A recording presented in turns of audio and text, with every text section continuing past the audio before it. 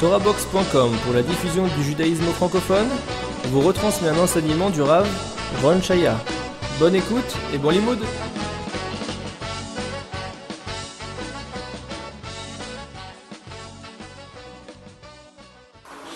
Il y a un midrash, c'est une notion qui apparaît beaucoup dans la pensée juive, que surtout à Rosh Hashanah, on parle du dévoilement de la royauté de Dieu. Et Dieu nous demande Amichuni alechem. Mettez-moi comme votre roi. Et Chazal dit, donc la pensée juive dit, que pourquoi Dieu fait ça? Parce que si Dieu n'a pas de sujet, c'est comme un roi qui n'a pas de sujet. Il est tout seul sur son île. C'est un roi, c'est un nul. Zéro. Donc, Dieu ne veut pas, en quelque sorte, ne pas être un roi. Donc, il lui faut les sujets. Et ça nous heurte. Dieu a besoin de nous. Deuxième question que Dieu pose que dans le même sens, on voit des versets qui, effectivement, il a besoin de nous. Nous, ose Elohim, donner de la force à Dieu. On verra, on lit cela déjà, le Parashat Azinu a déjà commencé, on va le lire Shabbat d'après Rosh Hashanah. Le Parashat Azinu, c'est maintenant, Sidra de Azinu, c'est marqué Tsur Elatra Teshi. Dieu t'a créé Teshi, affaiblissant. Tu peux affaiblir Dieu. Tu peux affaiblir. Nous, tu peux donner de la force. Donner de la force à Dieu. Teshi, tu peux affaiblir. Par rapport à quoi? Alors, par rapport au mitzvot, Torah, je sais plus de Torah, plus de mitzvot. Non, pas par rapport à nous, comment? Ça veut dire quoi, affaiblir Dieu? Pas de force égale à Dieu. C'est ça, je suis en train maintenant. Non, la question qui nous fait mal. Comment se fait-il que d'abord Dieu il a besoin de nous?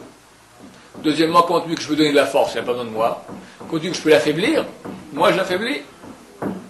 Alors, comment? Par les mitzvot et par la Torah. Si on fait mitzvot et Torah, on renforce, non, on affaiblit. Tout cela demande à être expliqué. Quatrième question qui n'a rien à voir que vous dites. Je vous dis qu'il faut avoir un peu la pêche comme ça, être heureux pour Rosh Hashanah. Vous me dites, ouais, comment vous dites? On va se ramasser 6 mois de... 6 mois de prison aussi. Ouais, comme ça tu dis, hein, et toi tu dis comme ça aussi. On va se faire démonter. On va se faire démonter. Mais la tadine, la tribu de rigueur, qu'est-ce qu'il y a à être heureux d'aller se faire juger? La rigueur de Dieu qui est un scalpel, un scanner terrible. Bonne question. Bonne question. Alors on parle de choses profondes, j'espère que les choses seront claires. Si c'est pas clair, on m'arrêtez, on répétera tant qu'il faut. Puis une heure.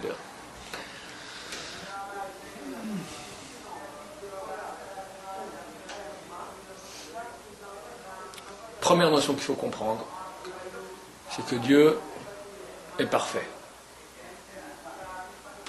Et il n'a pas besoin de nous. C'est juste. Maintenant, il veut nous octroyer le bien. Est-ce qu'il y a un problème là-dedans? On pourrait dire oui. Et pourquoi il veut? Ou bien sans nous, il ne peut pas octroyer. Donc il se fait avoir quelque part à ce shalom. Qu'est-ce qu'il a besoin d'octroyer ce... Après qu'il a besoin. Qu'est-ce qu'il a besoin? Alors la question quand quelqu'un pose la question pourquoi Dieu fait ça, ou pourquoi Dieu a besoin, on peut faire une question enfantine, parce que beaucoup de gens âgés la posent, d'accord, parce qu'ils parlent comme un être humain de Dieu. Or Dieu n'est pas un être humain. L'être humain, tout ce qu'il fait est motivé par une raison. Pourquoi tu fais? Une raison. J'ai un besoin. Ça me pousse, motivation. Maintenant, si j'ai une action qui se fait, j'ai une chose qui provoque l'action, qu'est-ce qui est plus grand? L'action qui est faite ou la chose qui provoque l'action? Qu'est-ce qui est plus puissant?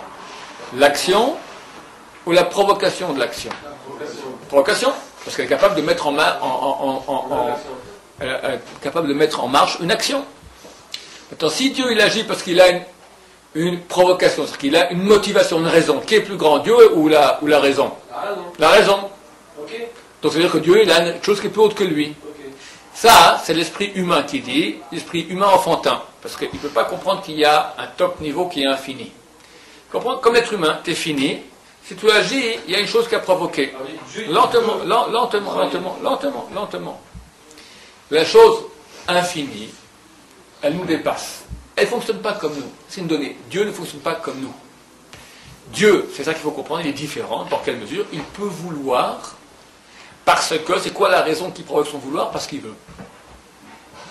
Parce que si je ne dis pas comme ça, c'est pas Dieu. Dieu, il veut parce qu'il veut, point. La raison la plus grande qu'il puisse y avoir, il veut. Parce que s'il y a une raison qui était plus grande que ça, il veut parce que, ça serait le Dieu de Dieu. Alors on demanderait alors, le Dieu de Dieu, pourquoi il veut?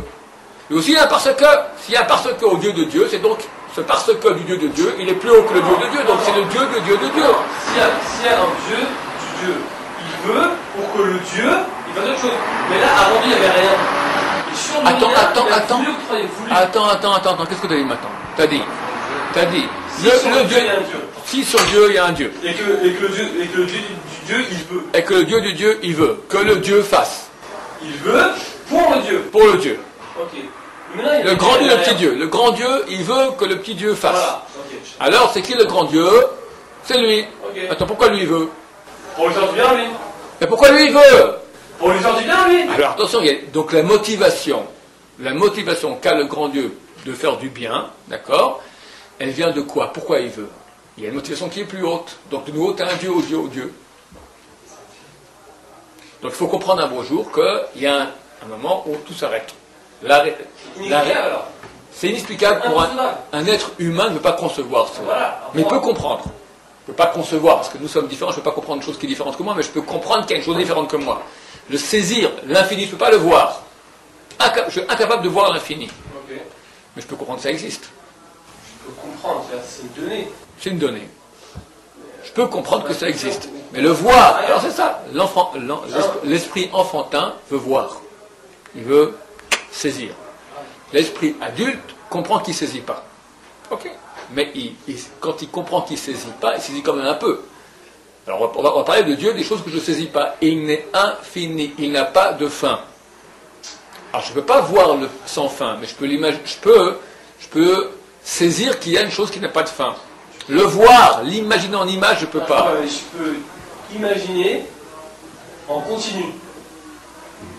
Je peux même en dire une droite part en continu. Non. Ça passe, ça réfléchit. Non. Je vois pas la fin pour l'instant. Je vois pas la fin. Elle commence où?